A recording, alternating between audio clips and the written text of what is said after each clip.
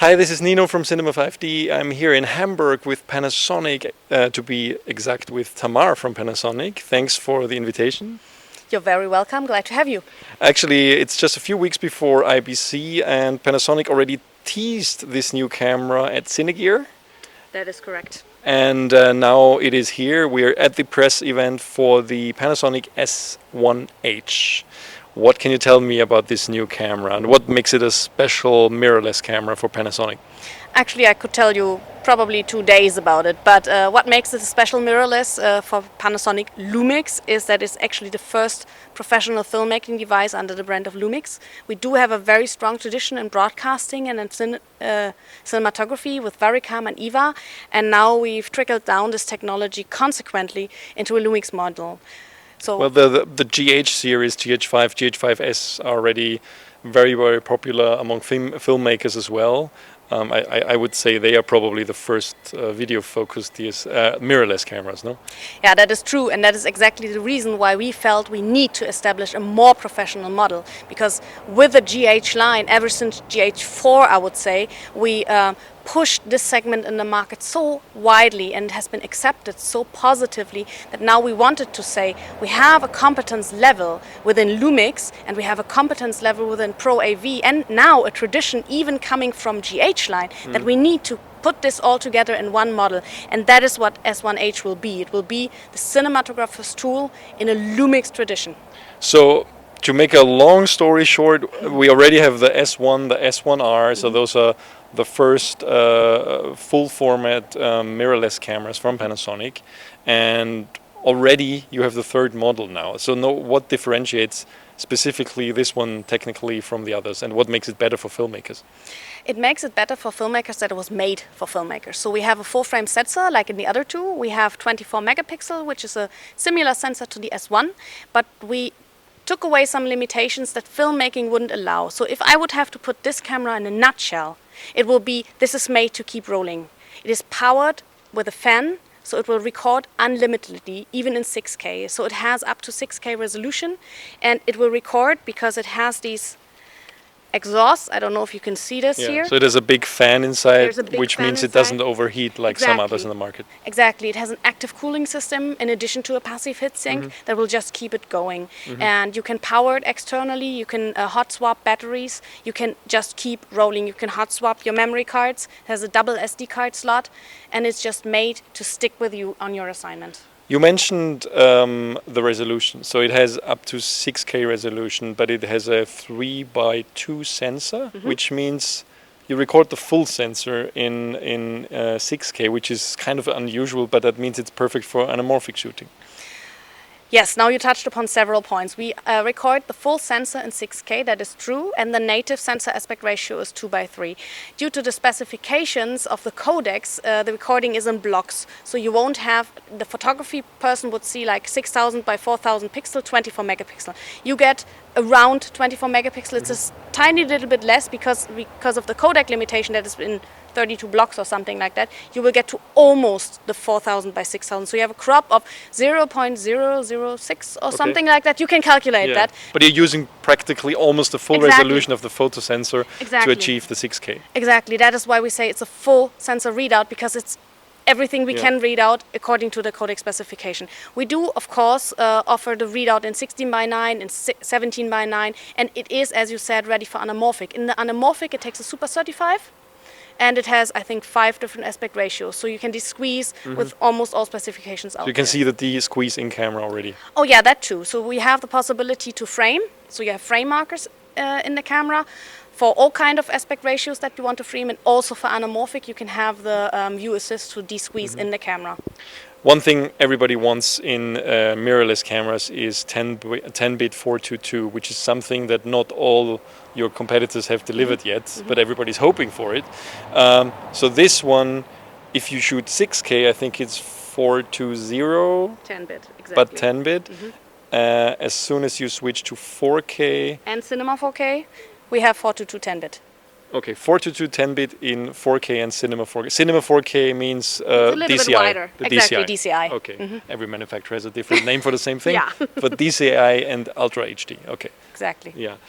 Very cool. I mean, there's a very, very, very, very long list of different frame rates and resolutions, which is something I haven't seen in this extensity yet, but I guess it's good to have that. We do have the articulated screen here, and we have combined it. There's a little hinge on the bottom that you flip it out and then turn it. So basically where you want the connectors, the HDMI connector and all the connectors and even the cage for it, you can operate the screen in full capacity because of the flip out. So the combination is something that is new and very important, because it was a great feedback that we received from the imaging world that this would be something that they really would like.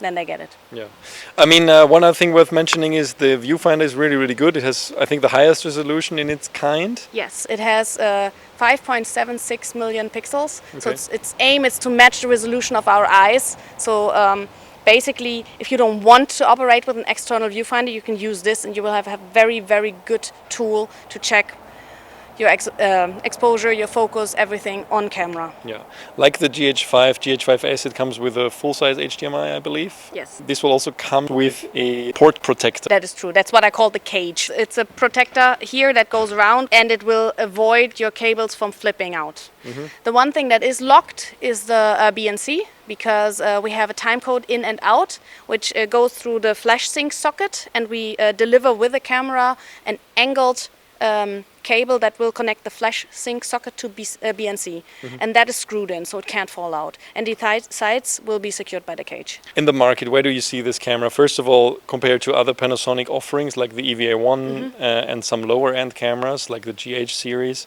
but also in comparison to where the competition is, because right now we see the market kind of diverging. On mm-hmm. the one hand, we see some newer kids on the block, like mm-hmm. like Magic Design, like really mixing up the market with inexpensive cameras with raw capabilities. And on the other hand, you have some established brands like Canon that have not delivered the cinema-capable mirrorless camera that everybody has been waiting for yet. So where do you see it's a long question, but where do you see this among the Panasonic offerings? If you look at it in comparison to EVA1 and GH for a start, it basically delivers a full-frame sensor, which both of the other ones do not have. So we have to talk about depth of field, and we have to talk about sexiness and requirement from the market. So there's not so many full-frame cameras out there for cinematographers that are affordable. So this is one clear advantage that we have within the LUMIX line for the filmmaker. But also with, sorry to interrupt, but with the EVA1, it's a great camera, but this one in many ways outspecs the EVA1. It has a sensor, a stabilized in-body mm-hmm. Sensor. Yeah. It has a full-frame sensor and many other things that the EVA1 doesn't have. Yeah. So, how do you, why would somebody buy a more expensive EVA1 when you can have this? Well, EVA1 is made for another thing. EVA1 is made, also it's a very compact, very portable camera, but it has a strength in adaptability and interface. So if you need a broadcasting device with an HD SDI, you would rather take the EVA1 because this here you would have to adapt. So you, of course, can go through a conversion box and get your SDI, but doesn't have native SDI. Or ND filters. Or ND filters, exactly. So this is a different tool. This will give you the full frame and anamorphic shooting, mm-hmm. and the EVA1 would be more integrative in terms of a broadcasting environment. So here we differentiate like that. And from a GH, it's pretty clear. MFT will get you the highest mobility you can get. We do have the anamorphic shooting in the GH line also. So it's a great addition as a B camera to this camera. But here's a step up, and it has many other different extra functions that the cinematographer would need, and that needs to be paid for. So in terms of price grab from GH line to S line, there's a step up still, and we want to keep both slots. Now that you're mentioning more specific cinematographer things, especially the V-Log is the full V-Log we have in here, as opposed to the one we have in the GH line, right? Yeah, that is true. So here, and we integrate the next camera from our side, the VariCam. The VariCam and the S1H offer more than 14 stops dynamic range, and that is a significant difference, of course, and that is something, if you go into full professionalism, that you will want and that you will value. So the V-Log, as you mentioned, is in there. You can load the VariCam LUTs, so everything that is VLT LUT will be fully compatible to S1H. You can create new LUTs, and load them in here. You have the view assist. You can have the view assist for internally and externally. So all these possibilities are there to integrate this in the professional filming environment. Cool. Last but not least, let's go back to my question before. Where do you see this camera compared to your competitors' offerings right now?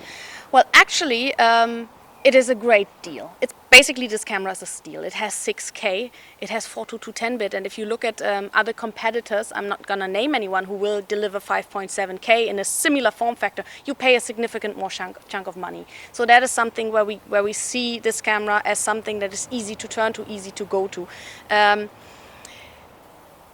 In addition to that, we are of course wanting filmmakers to integrate this, even if they have an existing workflow that might be based on other manufacturers' models. So of course I have the big V gamut, but if I want to work with a camera from another competitor, this fully integrates into the ACES workflow. So these are also things that are very important for us, that we don't want to work exclusively, but we want to integrate this person. We are the new kid on the block after all, coming with the LUMIX into professional filmmaking. And here we see the chances to work together with people who are used to using an ARRI and RAD, a Sony, whatever, we will be compatible. And this is one of the big pluses we see for S1H. Yeah, to be perfectly honest, in my first impression is that Panasonic was very late to the market of full-frame mirrorless cameras, but you really tried to put in a lot of things that others were either hesitant or not willing to put in to this kind of camera. But let's to really finalize this. What is the pricing and availability of this new camera, the S1H? The pricing really depends on the market. There are differences between the US, between the EU, and within the European geography there are still upfront reasons. Roughly we say it's going to be around €4,000 for the body. Okay, and when is it available? It should be hitting stores this fall. I don't have an exact date, and again, since we're talking to a worldwide audience, it will a little bit depend. I think the first stores might be hit end of September, early October, but it will of course be a staggered release. Okay. All right. Thank you, Tamar. You're very welcome. And thanks for watching. Stay tuned for more news on Cinema 5D, and also stay tuned for our review of this camera. We'll try to get it as soon as possible, whenever I can grab it from them. We will, of course, shoot a real-world review. Thanks for watching, and don't forget to subscribe to our YouTube channel.